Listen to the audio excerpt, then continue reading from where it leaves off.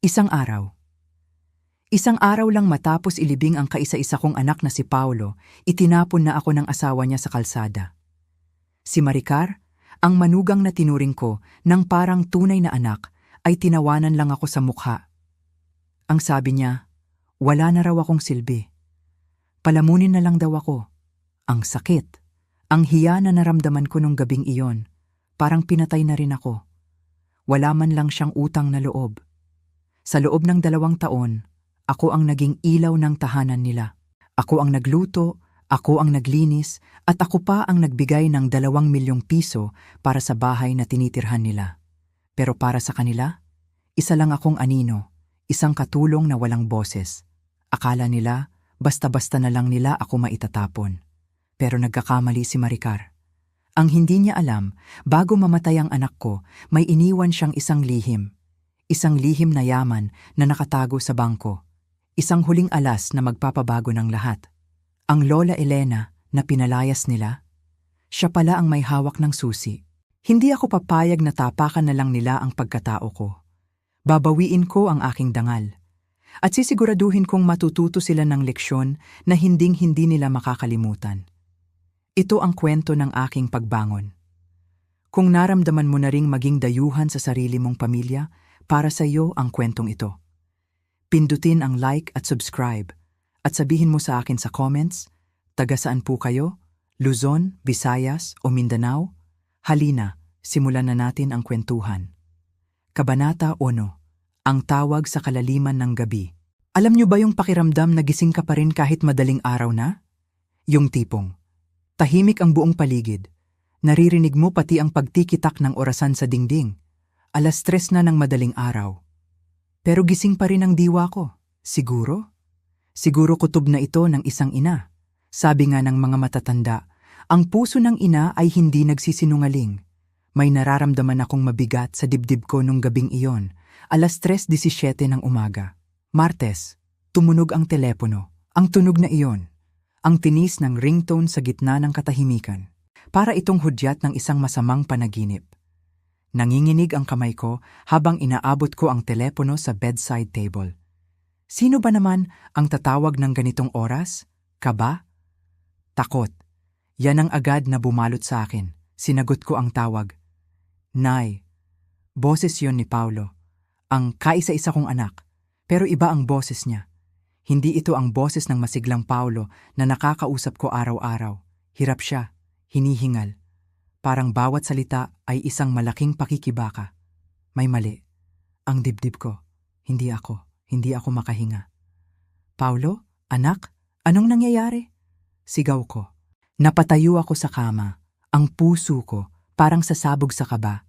Tapos, katahimikan, naputol ang linya. Paulo! Paulo! Wala na. Nagmadali ako. Hindi ko na alam kung paano ako nakapagbihis. Basta ang alam ko lang, kailangan kong puntahan ng anak ko, ang Medical City. Doon sila malapit nakatira. Doon siya dadalhin. Nagdasal ako sa lahat ng santo habang nasa daan. Panginoon, huwag naman po sana. Huwag naman po ang anak ko. Siya na lang ang meron ako.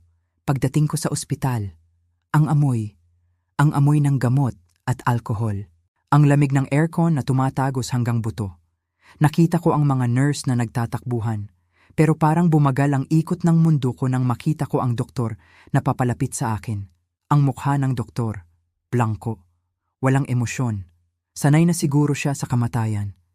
Pero ako, hindi ako sanay. Walang ina ang sanay na mawalan ng anak. Nay, Mrs. Fairfield, sabi ng doktor sa boses na parang nagbabasa lang ng balita. Massive heart attack, ginawa namin ang lahat. Pero wala na siya. Wala na. 2 salita. Pero parang gumuho ang langit sa ibabaw ko. Wala na si Paulo. Ang anak ko na 45 anyos pa lang. Malakas. Masigla. Wala na. Napasandal ako sa pader. Nanghihina ang mga tuhod ko. Gusto kong sumigaw. Gusto kong magwala. Pero walang boses na lumalabas sa bibig ko. Luha lang. Luha na parang baha na hindi mapigilan. Sa gitna ng paglabo ng paningin ko dahil sa luha, nakita ko si Maricar, ang asawa ni Paulo, ang manugang ko. Nakatayo siya sa gilid ng waiting room. Nakasuot siya ng maayos na damit. Hindi gulo-gulo ang buhok tulad ko. Nakatingin siya sa kawalan. Ang mukha niya, parang maskara. Maskara ng pagkagulat. Siyempre, nabigla rin siya. Asawa niya iyon eh.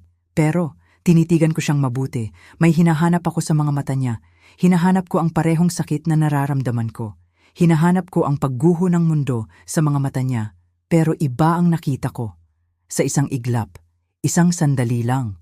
Parang nakita ko ang paghinga niya ng maluwag, relief. Gumaan ang pakiramdam? Hindi. Hindi maaari. Guni-guni ko lang ito. Baka dala lang ng matinding pighati ko, kaya kung ano-ano na ang naiisip ko. Paano magiging magaan ang pakiramdam ng isang asawa na kakatapos lang mamatay ng mister niya? Imposible. Mahal niya si Paulo. Mahal nila ang isa't isa. Maricar, bulong ko. Lumapit ako sa kanya, ang bigat ng hakbang ko. Anong mangyayari ngayon? Tanong ko iyon sa hangin. Tanong ko iyon sa Diyos. Hindi ko pa maproseso na si Paulo, ang malusog at masayahin kong anak, ay basta na lang nawala. Tumuwid ng tayo si Maricar. Inayos niya ang kanyang balikat. At sa sandaling iyon, nakita ko ang pagbabago. Ang maskara ng pagkagulat ay nawala. Napalitan ito ng isang bagay na malamig. Matigas. Ngayon? Tumingin siya sa akin. Wala man lang luha sa pisngi niya. Ngayon, haharapin natin ang realidad. Elena, wala na si Paulo. At marami akong kailangang desisyon na gawin. Ang lamig. Ang lamig ng boses niya. Mas malamig pa sa hangin ng ospital. Tumagos ito sa akin at nagbigay ng kilabot. Hindi niya ako tinawag na Nay o Mommy. Tinawag niya ako sa pangalan ko. Elena, alam ko. Alam ko na hindi kami masyadong close ni Maricar. Iba ang ugali niya, moderno, minsan mataray. Pero si Paulo ang tulay namin. Si Paulo ang dahilan kung bakit kami nagkakasundo. Si Paulo ang nagdurugtong sa aming dalawa. Ngayon, ang tulay na iyon ay wala na, guho na. At nagsisimula ko nang makita kung gaano pala kalalim ang bangin sa pagitan naming dalawa. Pinilit kong ialis ang masamang isipin. Baka shock lang ito. Baka ganito lang siya mag-reak sa sobrang sakit. Oo naman, anak. Sabi ko nang nanginginig ang boses. Inabot ko ang kamay niya. Gusto ko ng karamay. Gusto kong maramdaman na hindi ako nag-iisa. Kakayanin natin ito ng magkasama. Hinawakan ko ang kamay niya. Pero, hinila niya ito pabalik. Agad-agad, parang napaso siya sa hawak ko. Umiwas siya ng tingin at humakbang palayo ng kaunti. Tingnan natin, ang sabi niya ng mahina. Pero may diin. Dapat nakita ko na ang babala sa mga salitang iyon. Dapat naramdaman ko na ang panganib. Tingnan natin. Hindi oo, hindi salamat, kundi isang paghahamon. Pero dahil sa sobrang sakit ng pagkawala ng anak ko, binaliwala ko ito. Sabi ko sa sarili ko, iba-iba ang tao kung magluksa. May mga taong nagiging emosyonal, yung umiiyak at humahagulgol tulad ko. May mga tao naman na nagiging tahimik, sinasarili ang sakit. Siguro ganun lang si Maricar. Siguro ayaw niyang ipakita na mahina siya. Pero habang nakatayo kami doon sa sterile na kwarto ng ospital, habang nilalabas nila ang katawan ng anak ko na natatakpan ng puting kumot, hindi ko maiwasang makaramdam ng panibagong takot. Hindi lang takot dahil wala na ang anak ko, kundi takot sa kung anong klaseng tao ang kasama ko ngayon. Tiningnan ko ulit si Maricar. Kausap na niya ang doktor tungkol sa death certificate. Ang boses niya, kalmado, masyadong kalmado. Parang nag-aayos lang siya ng papeles sa bangko. Parang transaksyon lang ito sa negosyo. Nasaan ang sakit? Nasaan ang pagmamahal? Biglang pumasok sa isip ko ang mga huling taon. Ang pagsasama namin sa iisang bahay. Ang mga maliliit na bagay. Ang mga tingin niya kapag akala niya hindi ako nakatingin. Ang mga bulungan. Paulo anak, patawarin mo ako. Patawarin mo ako kung may pagdududa ako sa asawa mo sa oras ng iyong kamatayan. Pero anak, sana mali ako. Sana mali ang nararamdaman ko. Dahil kung tama ako, kung tama ang kutob ko sa lamig na ipinapakita ni Maricar ngayon. Hindi ko alam kung saan ako pupulutin. Lumapit ako sa bangkay ng anak ko. Hinawakan ko ang malamig niyang kamay. Paulo, bulong ko habang tumutulo ang luha ko sa puting kumot. Paulo, huwag mo akong pabayaan. Sa likod ko, rinig ko ang tunog ng high heels ni Maricar na naglalakad palayo. Palabas ng pinto, iniwan niya ako doon, mag-isa, kasama ang bangkay ng asawa niya, at sa sandaling iyon, naramdaman ko ang tunay na lamig ng pag-iisa. Ang tulay ay wala na, at nasa kabilang ibayo na si Maricar. Handa nang sunugin ang lahat ng natitirang ugnayan namin. Pero sa ngayon, iiyak muna ako. Iiyak ako para sa anak ko. Bukas na ang ibang problema. Ngayon, ang puso ko muna ang wasak. Paalam, Paulo. Paalam, anak ko. Kabanata 2, ang marangyang burol at ang mga bulong ng pagtataksil 3 araw. 3 araw na walang katapusan. Ang burol ni Paulo. Kailangan kong ibigay kay Maricar ang kredito. Magaling siya. Napakaganda ng burol na inihanda niya para sa anak ko. Ang mga bulaklak, mga mamahaling orchids at lilies na galing payata sa ibang bansa. Ang kabaong, kulay puti, makintab, halatang hindi biro ang halaga. Ang musika, mga paboritong kanta ni Paulo nung nasa kolehiyo pa siya. Lahat, planado, lahat, perpekto. Kung titingnan mo mula sa malayo, iisipin mong ito ang pinakamarangal na pamamaalam para sa isang mabuting asawa. At si Maricar? Siya ang bida sa eksenang ito. Nakasuot siya ng itim na bestida. Simple pero alam mong mamahalin. Wala siyang tigil sa pag-aasikaso sa mga bisita, sa mga kumare, sa mga katrabaho ni Paulo, sa mga kamag-anak naming galing pa sa probinsya. Salamat sa pagpunta. Oo nga ang hirap tanggapin. Kailangan kong magpakatatag para sa alaala niya.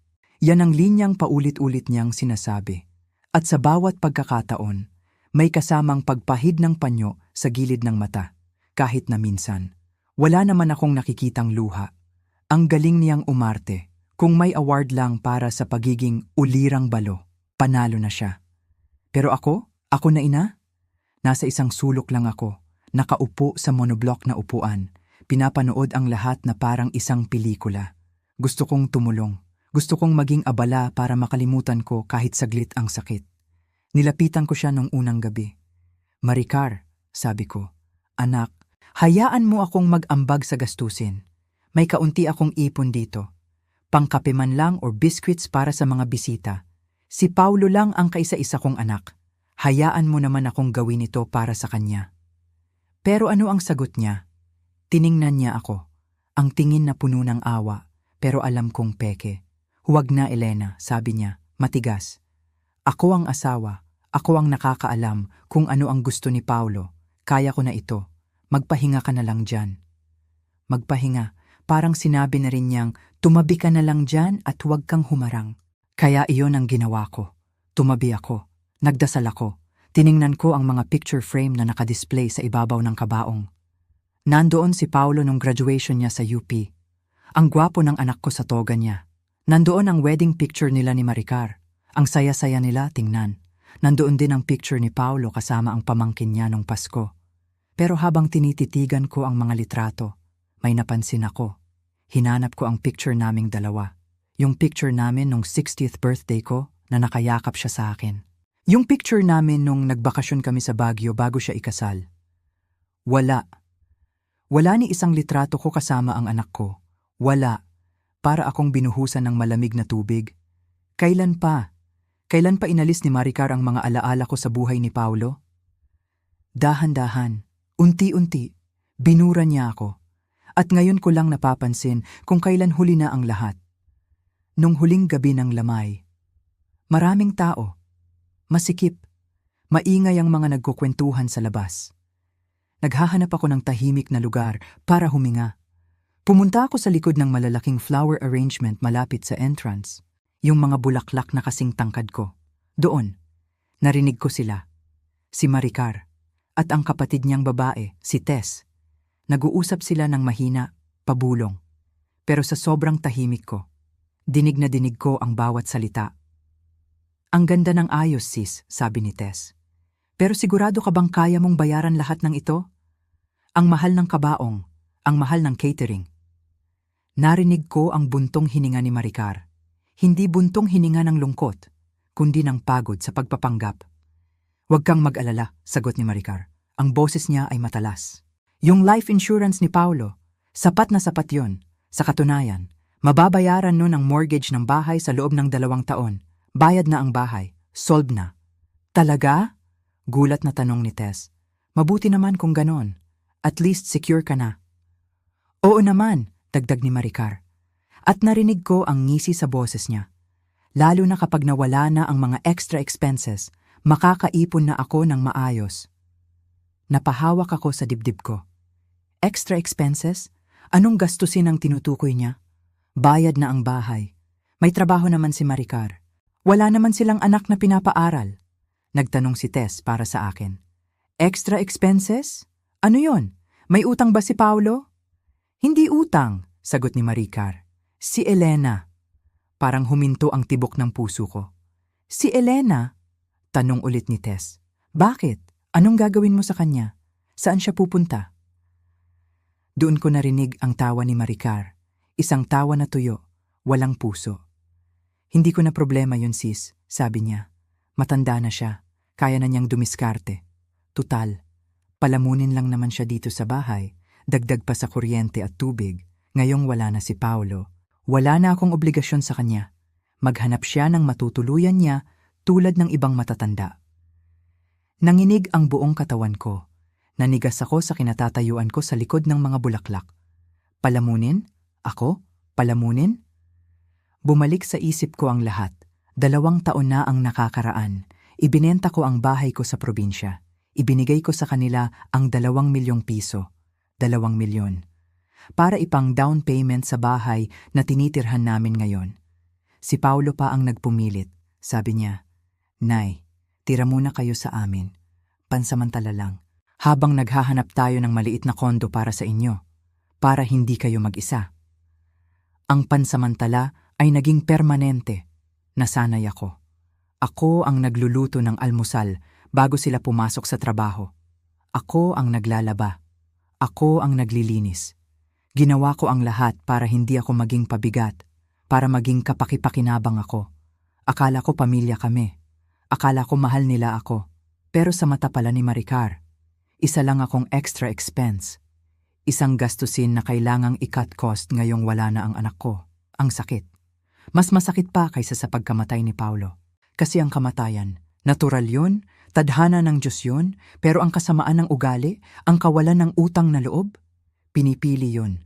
At pinili ni Maricar na itapon ako na parang basahan bago pa ako makagalaw, bago pa ako makaiyak. Biglang lumitaw si Maricar sa tabi ko. Nagulat siya nang makita ako. Pero saglit lang, agad niyang ibinalik ang maskara niya. Ang mukha ng mabait na manugang sa harap ng mga bisita. Elena, sabi niya ng malakas, para marinig ng mga tao sa paligid. Hinawakan niya ako sa siko. Kanina pa kita hinahanap, halika sa kusina sandali. Tulungan mo naman ako mag-ayos ng mga pagkain. May mga bagay tayong dapat pag-usapan. Tiningnan ko siya. Tinitigan ko siya sa mata. Wala siyang kaalam-alam na narinig ko ang lahat. Ang tingin niya sa akin ay parang isang amo na naguutos sa katulong. Sige Maricar, sabi ko. Pinilit kong patatagin ang boses ko. Susunod ako. Naglakad ako pasunod sa kanya. Nadaanan ko ang kabaong ng anak ko. Paulo, bulong ko sa isip ko. Nakikita mo ba ito? Nakikita mo ba kung sino talaga ang pinakasalan mo? Pumasok kami sa kusina. Isinara ni Maricar ang pinto. Nawala ang ingay ng mga nagdadasal sa labas. Nawala ang amoy ng mga bulaklak. Ang natira na lang ay ang amoy ng pagkain at ang bigat ng hangin sa pagitan naming dalawa. Alam ko na kung ano ang sasabihin niya. Ang pansamantala kong pananatili sa bahay na ito. Ang bahay na ako naman ang nagbayad ng puhunan. Ay tapos na. Humanda ka, Elena. Humanda ka dahil ang bagyo ay hindi pa tapos. Nagsisimula pa lang ito at sa pagkakataong ito. Wala na si Paulo para payungan ka. Mag-isa ka na lang. Pero hindi nila alam. Hindi alam ni Maricar na ang matandang babae na kaharap niya ngayon ay hindi basta-basta susuko. Kung akala niya ay kaya niya akong tapakan, nagkakamali siya. Huminga ako ng malalim at hinarap ko ang demonyo sa anyo ng isang anghel. Kabanata 3 na. Ang huling hatol, sa kusina isinara ni Maricar ang pinto ng kusina. Ang ingay ng mga bisita sa labas, ang mga nagkukwentuhan, ang mga nagkakape. Lahat iyon ay biglang nawala. Parang naputol ang koneksyon ko sa mundo. Ang natira na lang ay ang ugong ng refrigerator at ang malamig na tingin ng manugang ko. Humarap siya sa akin. Wala na ang ngiti, wala na ang lungkot. Ang mukha niya ay parang blangkong papel, kalmado, pero nakakatakot. "Didiretsuhin na kita, Elena," sabi niya. Ang boses niya ay parang negosyante na nakikipag-usap sa kliyente. Walang emosyon. Ang bahay na ito ay nakapangalan kay Paulo. Ibig sabihin, ngayong wala na siya. Akin na ito. Napahawak ako sa gilid ng mesa. Ang puso ko. Parang pinipiga. Nagpatuloy siya. Hindi man lang siya kumurap. Kailangan ko ng panahon. Kailangan ko ng espasyo para magluksa ng walang komplikasyon. Komplikasyon. Ako iyon. Ang komplikasyon ay ako. Pinilit kong pakalmahin ang boses ko. Kahit na ang totoo, gusto kong sumigaw. Gusto kong ipaalala sa kanya kung sino ang nagbigay ng pera para sa bahay na ito. "Maricar," sabi ko ng mahina. "Naiintindihan ko na nagluluksa ka. Pero siguro naman, pwede nating pag-usapan ito ng maayos. Saan naman ako pupunta?" "Hindi." Tinaas niya ang kamay niya. Pinatigil ako. "Nakapagdesisyon na ako. Bibigyan kita ng oras hanggang bukas ng gabi. Bago mag-alas 6, dapat nakaimpake ka na." Tinitigan ko siya. Hinahanap ko ang babaeng dating tumatawag sa akin ng Nay. Hinahanap ko ang babaeng niyakap ko nung Pasko. Wala na siya. Ang babaeng iyon ay naglaho kasama ni Paulo. Ang kaharap ko ngayon ay isang estranghero. Isang estranghero na malamig at makasarili. "Saan mo ako inaasahang pumunta, Maricar?" tanong ko. Nanginginig na ang boses ko. "Wala na akong bahay sa probinsya. Ibinenta ko na yon para sa inyo." Nagkibit-balikat lang siya. Parang wala lang sa kanya ang sinabi ko. "Matanda ka na, Elena. Kaya mo na yan. Diskartehan mo na lang. Tutal, sanay ka naman sigurong mag-isa." Ang sakit. Ang sakit ng mga salita niya ay parang pisikal na sampal. Paano niya nasasabi ito? Paano niya nagagawang maging ganito kalupit habang sariwa pa ang libing ng asawa niya? Mahihirapan si Paulo kung naririnig niya ito, bulong ko. Patay na si Paulo. Ang bilis ng sagot niya. Matalas, walang preno. Patay na siya, at mas mabuti kung tatanggapin mo na yon agad. Mas magiging madali ang buhay nating pareho. Tinalikuran niya ako. Binuksan niya ulit ang pinto ng kusina at lumabas. Bumalik siya sa mga bisita. Bumalik ang ngiti sa mukha niya habang tinatanggap ang pakikiramay ng mga kapitbahay. Naiwan ako sa kusina, mag-isa, nanginginig, at sa unang pagkakataon, naramdaman ko kung gaano ako kaliit sa paningin niya. Kabanata 4. 4 na maleta at ang mapait na paalam kinabukasan, ang buong buhay ko, ang 67 taon ng pag-iral ko sa mundong ito. Ngayon, kasya na lang ang lahat sa 4 na maleta at 2 kahon. Habang tinutupi ko ang mga damit ko, habang binabalot ko sa dyaryo ang iilang picture frame na natira sa akin, hinihintay ko siya. Hinihintay kong bumukas ang pinto ng kwarto. Hinihintay kong pumasok si Maricar. Hinihintay kong sabihin niya, "Nay, sorry, dala lang ng emosyon kahapon. Huwag ka nang umalis, dito ka lang." Kahit hindi totoo, kahit pilit lang, tatanggapin ko. Kasi saan nga ba ako pupunta? Pero lumipas ang umaga. Lumipas ang tanghali. Walang kumatok, walang pumasok. Ang tanging naririnig ko lang ay ang ingay ng telebisyon sa baba. Nanonood siya ng teleserye. Parang walang nangyayari. Parang wala siyang pinalalayas na biyenan sa taas. 6:00 ng gabi. Eksakto. Walang labis. Walang kulang. Nakatayo si Maricar sa pintuan ng kwarto ko. Nakahalukip-kip. Tapos na ang oras, Elena. Isinara ko ang zipper ng huling maleta. Tumingin ako sa paligid. Ang kwartong naging santuwaryo ko sa loob ng 2 taon. Ngayon, hubad na ang mga pader. Wala na ang mga gamit ko. Mukha na ulit itong guest room, yung kwartong walang may-ari. Siguro iyon naman talaga ang tingin niya sa akin simula pa lang. Isang bisita na nagtagal ng sobra. "Kailangan ko ng ilang minuto para ibaba ang mga ito," sabi ko. "Tutulungan na kita." Hindi iyon alok ng tulong. Iyon ay paraan niya para siguraduhing aalis talaga ako. At aalis ako nang mabilis. 3 beses kaming nagbalikan sa pagbubuhat ng gamit papunta sa kotse ko. Tahimik, walang imikan. Ang bigat ng hangin ay parang makadudurog. Nang maipasok ko na ang huling kahon sa trunk ng luma kong kotse, humarap ako sa kanya. Ito na ang huli. Baka sakali. Baka sakaling may natitira pang puso sa kanya. Alam kong galit ka sa akin, Maricar. Sabi ko nang mahina. Ang boses ko ay halos pabulong na.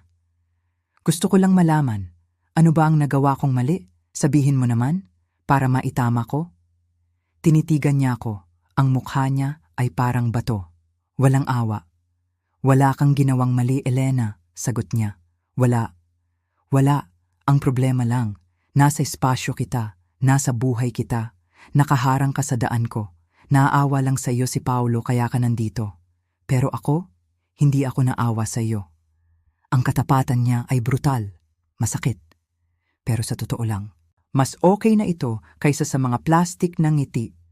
Naintindihan ko, sabi ko. Sumakay ako sa kotse. Binuksan ko ang bintana. May huling tanong ako. Isang tanong na kailangan kong malaman. Kahit paano, sasabihin mo ba sa akin kung may babasahing diwa o last will si Paulo? Siguro naman may iniwan siya. Tumawa si Maricar.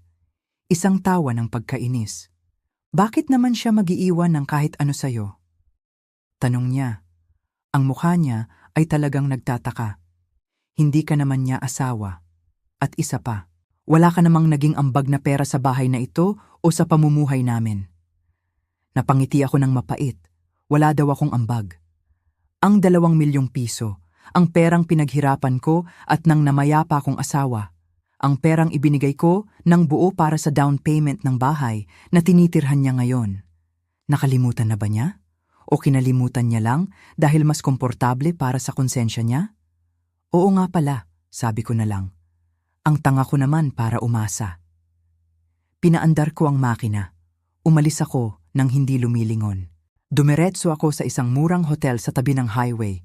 Yung budget hotel na tinutulugan ng mga truck driver. Sa rear view mirror, nakita ko siya, nakatayo sa driveway. Pinapanood ang pag-alis ng sasakyan ko hanggang sa mawala ako sa paningin. Pagdating ko sa hotel, binuhat ko ang mga gamit ko papasok sa isang kwarto. Ang amoy panlinis na matapang at amoy ng lumang sigarilyo. Umupo ako sa kama. Matigas ang kutsyon. Tumingin ako sa salamin sa ibabaw ng tukador. Sino itong matandang babae na nakatingin pabalik sa akin? Balo. Nawalan ng anak, pinalayas, walang bahay, at sa mata ng nag-iisa niyang kapamilya, walang halaga. Pero habang nakaupo ako doon sa malamig na kwartong iyon, may naramdaman akong kakaiba sa dibdib ko. Hindi lungkot. Kasi ubos na ang lungkot ko. Hindi takot. Kasi wala na akong mawawala pa. Isang bagay na mas matalim. Inakala ni Maricar na nanalo na siya. Inakala niya na naitapon na niya ang basahan. Ang hindi niya alam, si Paulo, ang anak ko, ay mas matalino kaysa sa inaakala ng asawa niya. Maaaring nasa murang hotel ako ngayon, pero hindi pa tapos ang laban. Nag-uumpisa pa lang tayo, Maricar. Tandaan mo yan, nag-uumpisa pa lang tayo. Kabanata Raiba, ang kwarto sa murang hotel at ang kislap ng pag-asa 2 linggo. 2 linggo na akong nakatira sa isang murang hotel sa tabi ng highway. Ang kwarto ko. Amoy matapang na panlinis.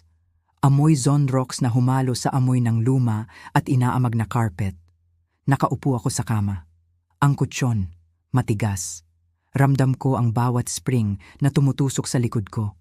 Tumingin ako sa salamin sa tapat ng tukador. Ang babaeng nakatingin sa akin, mukhang pagod, mukhang matanda, mukhang talunan. Sino na ba ako ngayon? Isang balo. Nawalan ng kaisa-isang anak, walang bahay, at sa mata ng manugang ko, walang kwenta. Binuksan ko ang passbook ko, napabuntong hininga ako. Ang ipon ko, ang kakarampot na pensyon ko sa SSS at GSIS mula sa pagiging guru ko noon. Nauubos na. Mabilis maubos ang pera kapag wala kang sariling bahay. Nagkwenta ako. Kaya ko pang tumagal ng 1 linggo dito sa hotel. Pagkatapos noon, kailangan ko nang magbayad ng deposit at advance sa isang maliit na apartment. Pero sa mahal ng upa ngayon sa Metro Manila, hindi ko alam kung aabot ang pera ko. Kailangan kong magtipid. Bawas muna sa pagkain. bawas sa gamot kung kaya.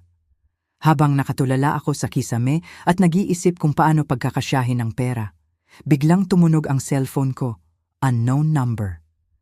Sino naman kaya ito? Wala naman akong inaasahang tawag. Karamihan sa mga kaibigan ko ay inakala sigurong nakatira pa rin ako sa bahay ng anak ko. Hindi nila alam na pinalayas na ako. Sinagot ko ang tawag. Hello? Magandang hapon po. Ito po ba si Mrs. Elena Fairfield? Isang boses ng lalaki. Formal, magalang. Ako nga po. Sino po sila?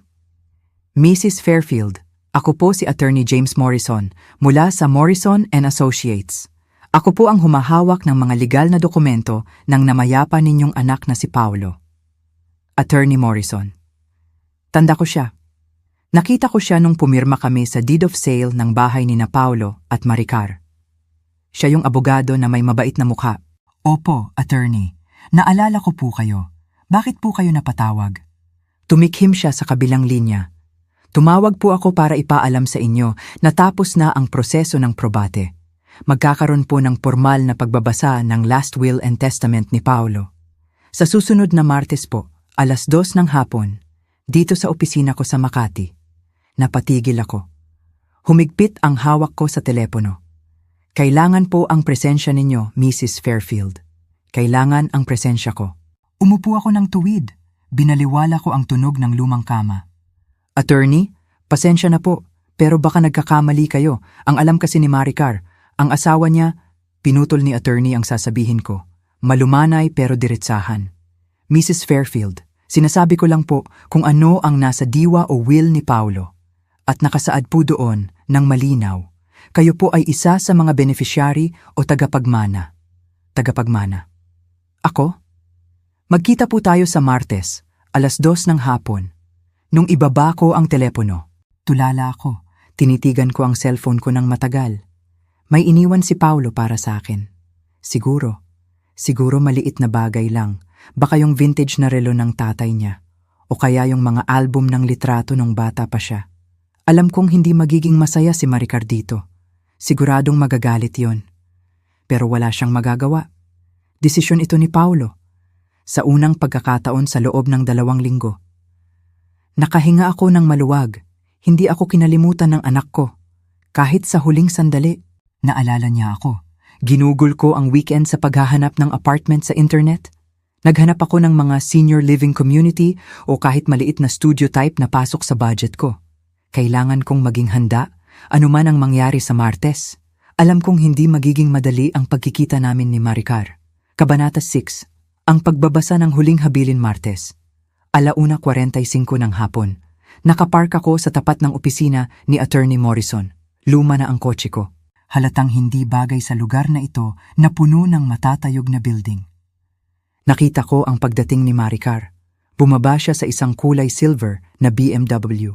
Nakasuot siya ng itim na dress. Yung klase ng damit na alam mong mahal. Siguro mas mahal pa sa budget ko sa pagkain sa buong taon. May kasama siya, isang lalaki na naka-Amerikana. Si Rico, ang kapatid niyang lalaki. Kilala ko yan, mukhang pera. Laging nakadikit kay Maricar kapag may amoy ng pera. Panay ang tingin niya sa cellphone niya. Huminga ako ng malalim. Kaya mo to, Elena? Bulong ko sa sarili ko. Pagpasok ko sa reception area, agad na dumilim ang mukha ni Maricar. Anong ginagawa ng babaeng yan dito? Tanong niya sa receptionist. Malakas ang boses, walang modo. Nandito po si Mrs. Fairfield para sa will reading. Magalang na sagot ng dalaga sa desk. Sinong Mrs. Fairfield? Tinaasan niya ng kilay ang babae. Ako ang Mrs. Fairfield. Pareho po kayong dalawa, ma'am. Lumapit si Rico kay Maricar. May ibinulong siya. Tumangulang si Maricar ng padabog. Umupo siya sa kabilang dulo ng waiting area. Malayong malayo sa akin. Pinaramdam niya talaga na diring-diri siya sa akin. Natapos na ang kahit anong plastic na pakikitungo. Eksaktong 2:00, lumabas si Attorney Morrison. Isa siyang kagalang-galang na lalaki. Nasa 60 anyos na siguro. Puti ang buhok, salamin na wire-rimmed. Mukha siyang abogado na may prinsipyo pa rin. Mga ginang, Ginoo, pasok po kayo. Pinaupo niya kami sa harap ng kanyang malaking mesa na gawa sa mahogany. Alam kong mahirap na panahon ito panimula niya. Pero naging napaka-espesipiko si Paulo sa kanyang mga kagustuhan. Inayos ni Maricar ang pagkakaupo niya. Halatang sabik na sabik. Si Rico naman, naglabas ng notepad at ballpen, handa nang maglista. Ako? Nakaupo lang ako ng tahimik. Nakapatong ang mga kamay ko sa aking kandungan. Naghihintay. Sinimulan ng basahin ang diwa. Ang unang parte ay eksakto sa inaasahan ko. Minana ni Maricar ang bahay, ang mga kotse, ang retirement accounts ni Paulo, at ang malaking life insurance policy. Sa bawat banggit ng ari-arian, tumatango si Maricar, nakangiti, at paminsan-minsan. Tinitingnan niya ako, isang tingin na puno ng pang-aasar. Tingin na nagsasabing, "Kita mo na? Akin lahat, wala kang nakuha." Pero pagkatapos, nagbago ang tono ng boses ni Attorney Morrison, naging mas seryoso. "Gayunpaman," sabi ng abogado, "may huling probisyon o provisyon na idinagdag si Paulo. 3 buwan na ang nakakaraan." Biglang nag-iba ang ihip ng hangin sa kwarto. Nawala ang ngiti ni Maricar. Umusod siya paharap sa upuan. Ang mga mata niya, nanlaki. Si Rico, napatigil sa pagsusulat. Ako naman, napahawak ako sa dibdib ko. Hindi ako makahinga. Tumikhim si Attorney Morrison at nagpatuloy sa pagbasa. "Para sa aking ina, si Elena Fairfield, na siyang nagbigay ng down payment para sa aming bahay at hindi kailanman naningil. Ipinamamana ko ang lahat ng nilalaman ng Safety Deposit Box E3D7 sa First National Bank, kasama ang lahat ng dokumento at impormasyon ng account na nasa loob nito." Katahimikan. Tapos, biglang nagsalita si Maricar. Ang boses niya ay matinis. "Anong safety deposit box? Walang nabanggit si Paulo sa akin na ganyan." Tumingin si Attorney Morrison sa kanya. Kalmado. Mukhang ito ay isang bagay na pinanatili niyang pribado. Naging napakalinaaw ni Paulo. Ang laman ng kahon ay mapupunta sa kanyang ina. Pribado. Gulat na gulat din ako. Hindi ko alam na may ganito si Paulo. Ano kaya ang inilagay niya doon para sa akin? "Anong laman nun?" tanong ni Rico. Lumabas na ang pagkaabogado at pagkagahaman niya. "Wala akong ideya," sagot ni Attorney Morrison. "Tapat. Ibinigay lang ni Paulo ang impormasyon ng bangko at ang utos na si Mrs. Elena Fairfield lang ang pwedeng magbukas nito pagkamatay niya." Namula ang mukha ni Maricar sa galit. Kalokohan ito. Kung may halaga ang laman ng kahon na iyon, dapat kasama iyon sa estate. Dapat kasama iyon sa mana ko bilang asawa. Kokontrahin namin ito. Magpa-file kami ng kaso. "Malaya kayong gawin iyon," sabi ni attorney nang mahinahon. Pero napakalinaw ng probisyon. At si Paulo ay nasa tamang pag-iisip nung idinagdag niya ito sa kanyang will. Ako mismo ang saksi. Nagtanong ako ng mahina. "Kailan niya idinagdag ang probisyon na ito, attorney?" Tiningnan ni attorney ang notes niya. 3 buwan na ang nakakaraan. Pebrero 15. Pebrero 15. Naalala ko ang araw na iyon. Araw pagkatapos ng Valentine's Day. Tahimik si Paulo nung gabing iyon habang naghahapunan kami. Si Maricar naman, panay ang reklamo tungkol sa aso ng kapitbahay. Si Paulo, hindi umiimik, may malalim na iniisip. Yun pala, may plano na siya. "Aksaya lang ito ng oras," sigaw ni Maricar. Tumayo siya ng padabog. "Rico, tara na, aayusin natin ito bukas." "Sandali lang po," sabi ni attorney. Naglabas siya ng isa pang dokumento. "Bago kayo umalis, kailangan ninyong malaman na iniwan ni Paulo ang susi at mga dokumento ng bangko para sa kanyang ina." Inabot niya sa akin ang isang selyadong envelope. "Mrs. Fairfield, ito ang mga papeles at ang personal na susi ni Paulo. Kailangan munang beripikahin ng bangko ang death certificate. Mga 3 araw na proseso bago ninyo mabuksan ang kahon." Nakatingin si Maricar sa envelope na hawak ko, ang mga mata niya. Parang lawin na nakatingin sa sisiw. Gutom. Galit. "Sasama ako sa bangko," sabi niya. Utos, hindi pakiusap. "Paumanhin pero hindi pwede," sabad ni attorney. "Ang access sa safety deposit box ay para lamang kay Mrs. Elena Fairfield, pulisiya ng bangko." "Nababaliw na kayo," bulyaw ni Maricar. "Paano namin malalaman kung may halaga ang laman niyan? Baka walang laman yan. Baka mga basura lang at sentimental na gamit." Tumayo ako. Hinawakan ko ng mahigpit ang envelope sa dibdib ko. Siguro, sabi ko ng mahinahon. Malalaman natin sa susunod na linggo. Lumabas kami ng opisina. Ramdam ko ang talim ng tingin ni Maricar sa likod ko. Sa parking lot, hinarang niya ako sa tapat ng kotse ko. Elena, magpakatino naman tayo, sabi niya. Biglang nagbago ang tono. Medyo naging maamo. Kung ano man ang nasa kahon na yan, dapat nating paghatian. Sigurado akong gusto ni Paulo na makinabang din ang asawa niya. Napangiti ako. Sa unang pagkakataon, mula noong mamatay ang anak ko, napangiti ako. Kailan lang, sinabi mo na wala akong karapatan sa kahit ano. Sinabi mo na hindi mag-iiwan si Paulo ng kahit ano sa akin. Ngayon, gusto mo nang makihati? Sinasabi ko lang na binuksan ko ang pinto ng kotse ko. Masyadong naging malinaw si Paulo, Maricar. Ang laman ng kahon ay akin. Nalaglag ang maskara niya. Lumabas ulit ang tunay na kulay. Huwag mong kalilimutan, Elena, banta niya. Ang boses ay malamig. Wala kang bahay. Mas kailangan mo ang tulong ko kaysa kailangan ko ang sa iyo. Tumigil ako. Tiningnan ko siya. Sa totoo lang, Maricar, sa tingin ko, wala akong kailangan sa iyo. Kahit ano. Sumakay ako at pinaandarang sasakyan. Iniwan ko siya doon, galit, nagtataka at natatakot. Kabanata 7. Ang katotohanan sa loob ng bakal na kahon 3 araw. 3 araw ang hinintay ko bago naayos ng bangko ang lahat ng papeles. Dala ang death certificate ng anak ko at ang susi na iniwan ni attorney. Tumungo ako sa First National Bank. Mag-isa. Gusto sanang sumama ni Maricar. Halos magmakaawa siya. Pero naging mahigpit ang bilin ng bangko. Ako lang. Ako lang ang pwedeng pumasok sa vault. Sinalubong ako ni Mrs. Santos, ang manager ng bangko. Kilala niya pala si Paulo. Mrs. Fairfield, bati niya sa akin. Mababa ang boses, magalang. Ikinalulungkot ko po ang nangyari kay Paulo. Mabuting tao ang anak ninyo. Madalas kaming magkwentuhan tuwing pumupunta siya dito. Dinala niya ako sa isang kwarto sa likod ng malaking bakal na pinto. Ang vault, ang lamig sa loob, tahimik. Walang ibang tunog kundi ang yabag ng aming mga sapatos. Kinuha niya ang safety deposit box na may numerong 3537. Malaki ito, kasing laki ng isang maleta, at mabigat. Iwan ko po muna kayo, Mrs. Fairfield, sabi ni Mrs. Santos.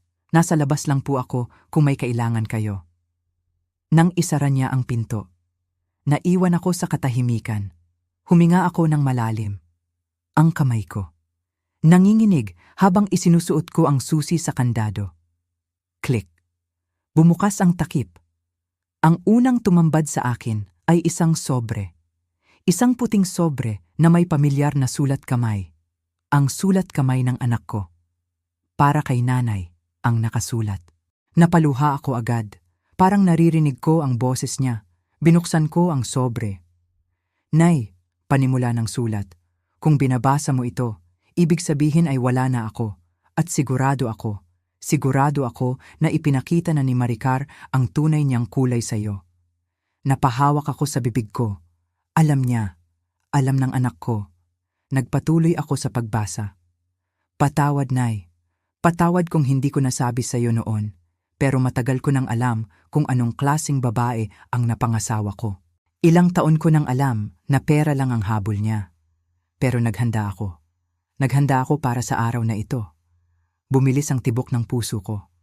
Nay, naalala mo yung 2 milyong piso na ibinigay mo sa amin? Yung pinagbilhan mo ng bahay sa probinsya para sa down payment namin? Alam kong sabi mo ay tulong mo yon. Pero itinuring ko iyong utang. Ang 2 milyon. Akala ko nawala na iyon. Akala ko naubos na sa bahay na tinitirhan ni Maricar ngayon. Hindi ko iyon ipinambayad sa bahay, Nay. Ang sweldo ko ang nagbabayad ng mortgage buwan-buwan. Ang 2 milyon mo, ininvest ko. Inilagay ko sa high-yield investments sa loob ng 5 taon. Dinagdagan ko pa iyon tuwing may extra ako. Inilapag ko ang sulat. Nanginginig ang mga daliri ko habang inaabot ang mga dokumento sa ilalim nito. Mga bank statement, mga sertipiko ng stocks, mga bonds. Tiningnan ko ang kabuuan, ang total balance. Nanlaki ang mga mata ko. Kinusot ko pa ang mata ko baka sakaling malabo lang ang paningin ko. Pero totoo ang nakasulat. 9,200,000 piso. 9,000,000. Ang 2,000,000 ko. Lumago at naging halos 10,000,000 sa kamay ni Paolo. Kinuha ko ulit ang sulat. Nay, sabi ni Paolo sa huling parte, deserve mo ang buhay na maginhawa. Gamitin mo ang perang ito para bumuo ng buhay kung saan walang sino man. Walang sino man ang pwedeng magpaalis sa iyo o magparamdam na pabigat ka. Humagulgol ako. Hindi dahil sa pera, kundi dahil sa pagmamahal. Sa gitna ng kanyang sariling problema sa asawa, inisip pa rin ako ng anak ko. Pinrotektahan niya ako. Pero hindi lang pera ang laman ng kahon. May isa pang folder, makapal, kulay asul. May nakasulat sa harap, ebidensya. Binuksan ko ito. Halos hindi ko masikmura ang nakita ko. Mga print-out ng emails, mga screenshot ng text messages. Nakita ko ang palitan ng mensahe ni Maricar at ng kapatid niyang si Rico. Rico, konting tiis na lang, text ni Maricar noong nakaraang taon. Kapag nakuha ko na ang titulo ng bahay, ilalagay ko na sa home for the aged ang matanda. Sayang ang kwarto, gagawin kong gym. Gym. Gusto niyang gawing gym ang kwarto ko. May mga litrato din ng credit card bills, mga gastusin na itinago niya kay Paolo, mga mamahaling bag. Bakasyon sa Boracay kasama ang mga kaibigan habang sinasabi niya kay Paolo na wala kaming pambili ng gamot. Lahat. Nakadokumento, bawat panlalait, bawat plano, bawat kasinungalingan. Sa huling pahina ng folder, may huling bilin si Paolo. Nay, huwag mong sasabihin kay Maricar ang tungkol dito hanggat hindi ka sigurado. Tiwala lang sa akin. Mahal kita, Nay. Paolo. Umupo ako doon ng halos 1 oras. Binasa ko lahat. Nang lumabas ako ng bangko, iba na ang pakiramdam ko. Wala na ang takot. Wala na ang awa sa sarili.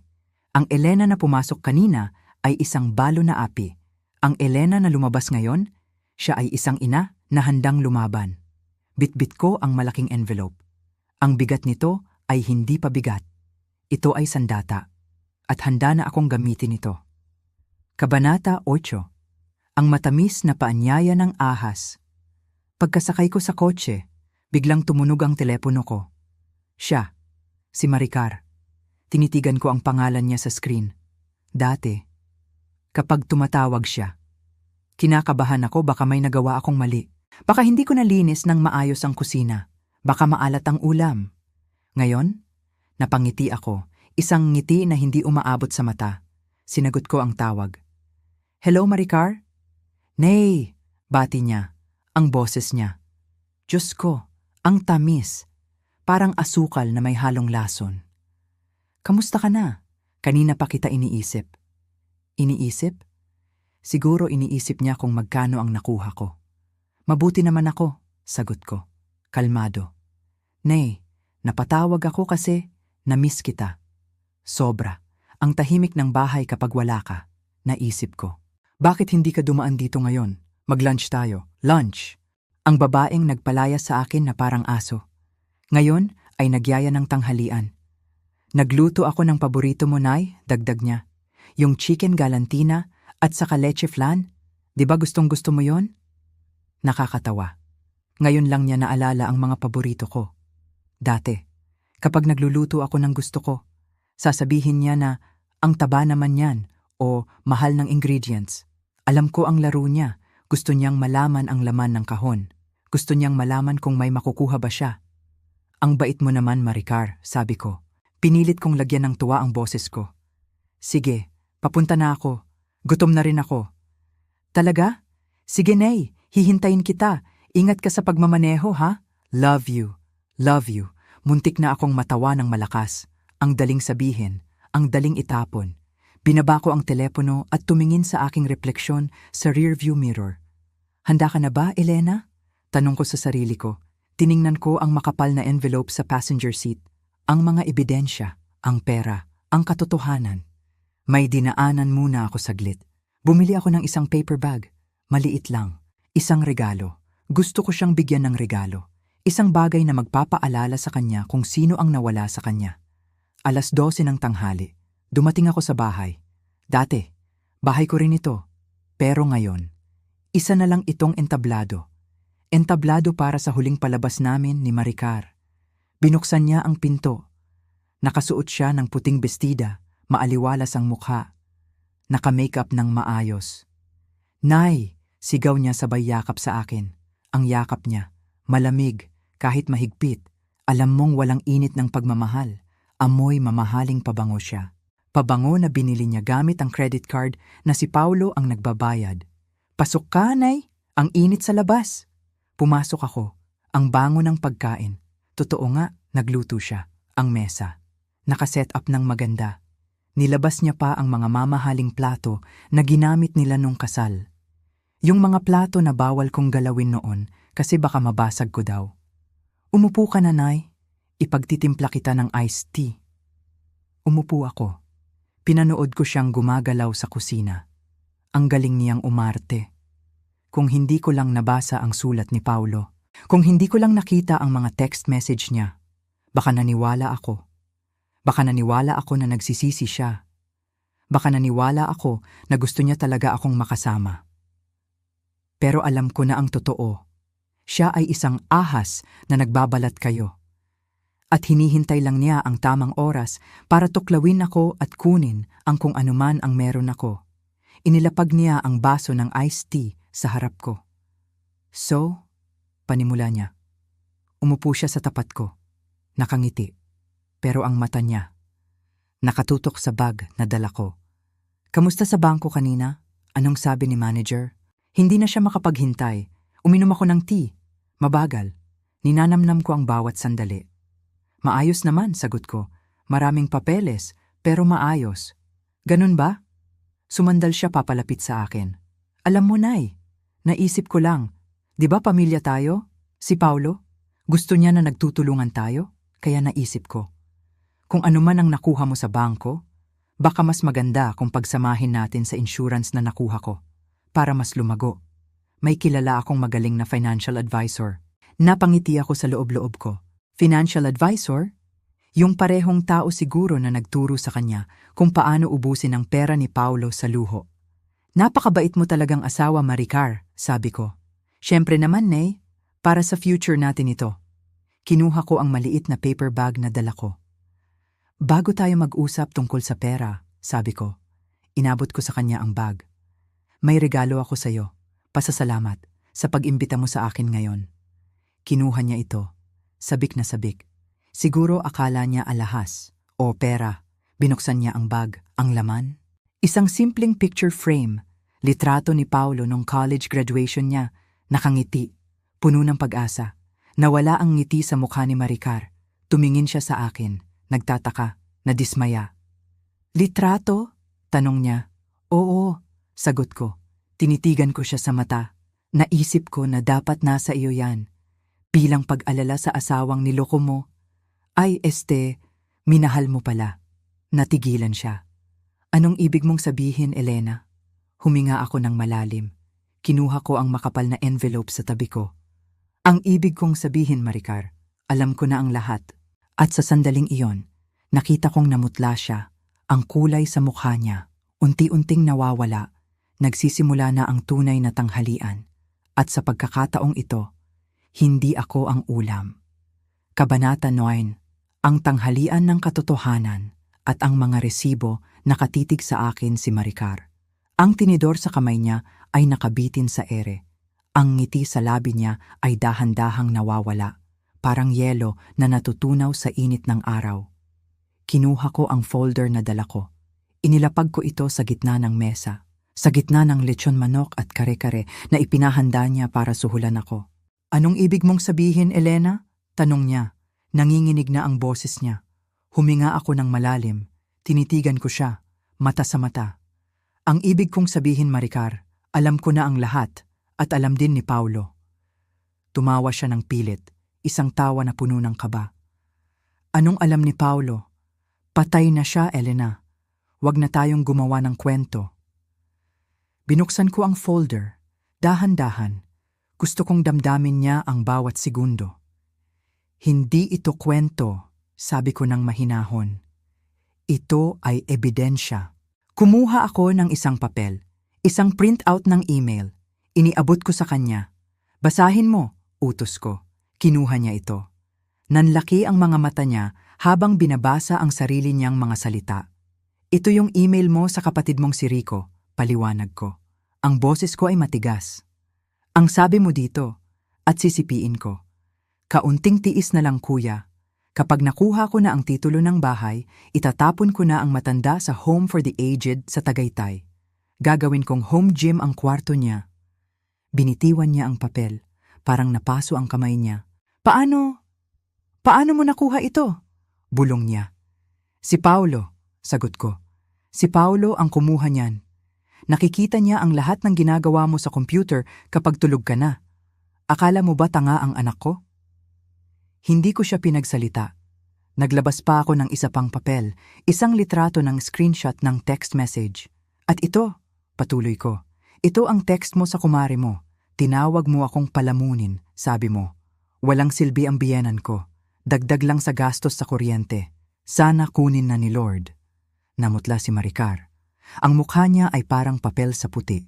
Palamunin, ulit ko. Ang sakit ng salitang iyon ay parang tinik sa lalamunan ko. Ako na nagluto para sa inyo. Ako na naglaba. Ako na nagbigay ng puhunan para sa bahay na ito. Palamunin? Nay, Elena, nagbibiro lang ako niyan. Usapang lasing lang. Palusot niya. Tumayo siya at akmang lalapit sa akin. Huwag kang lumapit, banta ko. Naglabas ako ng huling pasabog, ang mga credit card statements. Tingnan mo ito, Maricar, noong nakaraang buwan. Bago atakihin sa puso ang anak ko. Umiiyak ka sa kanya. Sabi mo, wala tayong pambayad sa Meralco. Sabi mo, kailangan nating magdildil ng asin. Itinuro ko ang nakasulat sa papel. Pero dito sa statement, 50,000 piso, isang gabi lang, sa isang mamahaling spa, at ito pa, 120,000 piso para sa designer bag. Tumahimik ang buong bahay. Pati ang hangin ay parang tumigil. Habang namomroblema ang anak ko sa trabaho, habang iniisip niya kung paano pagkakasyahin ang sweldo niya para sa gamot ko at luho mo, ikaw, nagpapakasasa ka. At ang mas masakit, pinaramdam mo sa kanya na kasalanan ko kung bakit tayo naghihirap. Pinaramdam mo na ako ang pabigat. Tumayo ako. Hindi ko na kayang lunukin ang pagkain sa bahay na ito. Nasusuka ako sa kaplastikan niya. Alam ni Paulo ang lahat, Maricar. Alam niya na niloloko mo siya sa pera. Alam niya na niloloko mo siya sa pagmamahal. At higit sa lahat, alam niya kung ano ang plano mong gawin sa akin kapag nawala na siya. Tiningnan ko siya ng may pagkadismaya. Kaya siya naghanda. Kaya siya gumawa ng paraan para protektahan ako. Dahil alam niyang sa oras na malagutan siya ng hininga, ang una mong gagawin ay itapon ako na parang basura. At tama siya. Yun nga ang ginawa mo. Napaupo si Maricar, tulala, ang donya ng bahay na ito. Ngayon ay parang basang sisiw. Wala kang karapatan, bulong niya, pero mahina na ang loob niya. Pribado ang mga yan. Wala na tayong pribado, Maricar, dahil ikaw mismo, ibinenta mo na ang dangal mo para sa pera. Kabanata 10, ang halaga ng kalayaan at ang huling paalam, biglang nagbago ang mukha ni Maricar. Mula sa takot, napalitan ito ng kislap ng kasakiman. Teka lang, sabi niya, mabilis siyang nag-isip. Kung naghanda si Paulo, kung nag-ipon siya para sa iyo, magkano? Napailing ako. Pera pa rin. Hanggang sa huli, pera pa rin ang nasa isip ng babaeng ito. Hindi man lang siya nagtanong kung napatawad ba siya ni Paulo bago ito namatay. Magkano ang laman ng investment na yan, Elena? Tanong niya ulit. Mas mapilit ngayon. Tumayo siya at lumapit sa mesa. Asawa ko. May karapatan ako sa kalahati niyan. Conjugal property yan. Conjugal? Ngumiti ako ng mapait. Ang perang ito ay galing sa 2,000,000 piso na ipinahiram ko sa inyo 5 taon na ang nakakaraan. Pera ko ito. Ibinigay ko lang kay Paulo para palaguin. Kaya hindi ito sa iyo. Akin ito. Magkano nga? Sigaw niya. Nawala na ang pagpapanggap. Lumabas na ang tunay na kulay. Kinuha ko ang bank certification mula sa envelope. Hinarap ko sa kanya ang papel. Gusto mong malaman? Tingnan mo ng mabuti. Binasa niya ang numero. Kumurap siya. Binasa niya ulit. 1 milyon? Basa niya ng mahina. Hindi. Teka. Nanlaki ang mata niya. Nalaglag ang panga niya. 10? 10 milyong piso? Napahawak siya sa gilid ng mesa para hindi matumba. 10 milyon, ulit ko ng may diin. Yan ang halaga ng pagmamahal ng anak ko sa akin. Yan ang halaga ng pagsisikap niya para siguraduhin hindi ako aapi-apihin ng tulad mo. Hindi pwede, bulong niya. Nanginginig ang buong katawan niya. Elena, Nay, kailangan ko yan. Bigla siyang lumapit sa akin. At ang sumunod na nangyari ay hindi ko inaasahan. Lumuhod siya. Oo, ang matapobreng si Maricar. Lumuhod sa sahig at yumakap sa binti ko. Umiiyak. Humahagulgol. Nay, parang awa mo na. Tulungan mo ako. Sigaw niya. Ang luha niya ay humalo sa maskara, kumalat sa mukha niya. Baon ako sa utang. Yung mga credit card. Hindi ko na mabayaran. Hinahabol na ako ng bangko. Akala ko yung insurance ni Paulo ang sasagot sa lahat. Pero kulang pa yun sa mga utang ko. Tiningnan ko siya. Ang babaeng nasa paanan ko.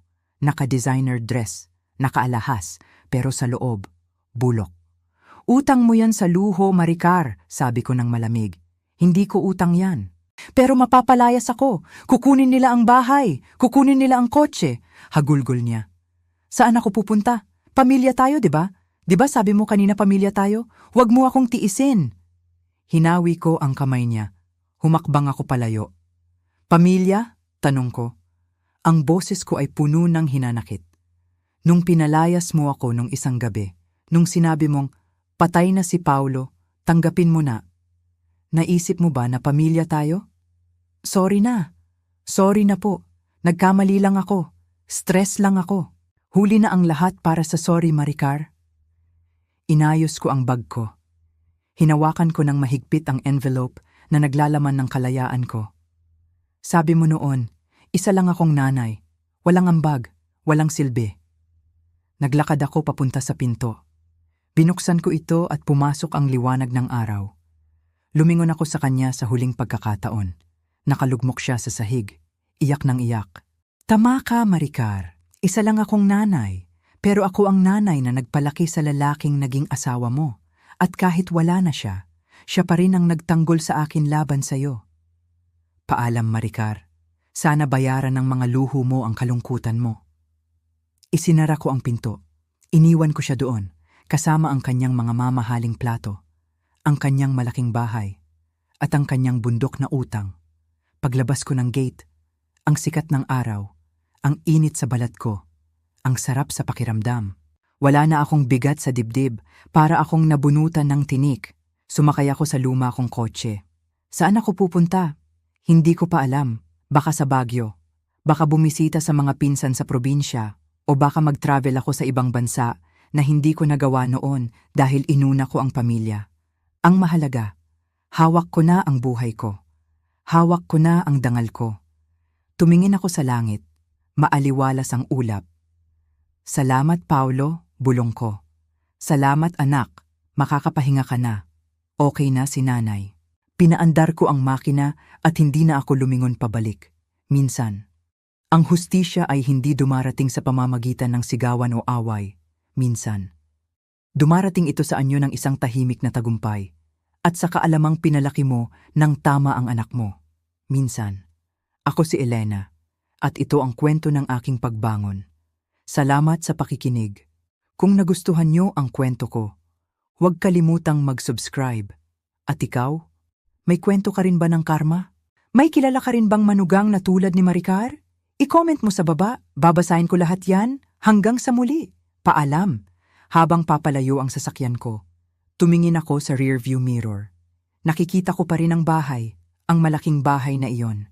Ang bahay na akala ni Maricar ay tropeyong napanalunan niya. Pero ngayon, alam ko na ang totoo, isa lang itong kulungan, at siya ang bilanggo ng sarili niyang mga utang at kasakiman. Huminga ako ng malalim. Ang hangin, napakasarap ng hangin, amoy kalayaan sa loob ng maraming taon. Naniwala ako na wala akong kwenta, naniwala ako sa mga parinig niya, naniwala ako na isa lang akong pabigat na kailangang tiisin. Pero mali ako at mali siya sa buhay natin. Ang pinakamagandang klase ng higante ay hindi galit, hindi sigawan, hindi pisikalan. Ang pinakamagandang higante ay ang hustisya. Yung hustisya na dumarating sa tamang oras. Yung hustisya na hindi mo pinilit, kundi kusa na lang ibinigay ng tadhana. Hinayaan ko lang si Maricar na ipakita kung sino talaga siya. At hinayaan ko lang si Paulo na gawin ang tama. Paulo, anak ko, napaluha ako. Pero hindi ito luha ng lungkot. Ito ay luha ng pasasalamat.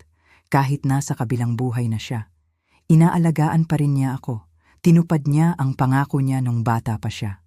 Sabi niya noon, "Nay, kapag lumaki ako, hindi kita pababayaan." At tinupad niya ang 10 milyong piso na nasa bangko. Malaking halaga iyon. Sobra-sobra pa para sa isang matandang tulad ko. Pero alam niyo ba? Hindi ang pera ang pinakamahalagang bagay na nakuha ko ngayong araw. Ang nakuha ko ay ang kapayapaan. Ang kaalaman na pinalaki ko ng tama ang anak ko. Na kahit naligaw siya ng landas sa pagpili ng asawa, nanatili pa ring mabuti ang puso niya. Nanatili pa rin siyang tapat na anak. At iyon ang pinakamalaking yaman ng isang magulang. Ngayon, saan ako pupunta?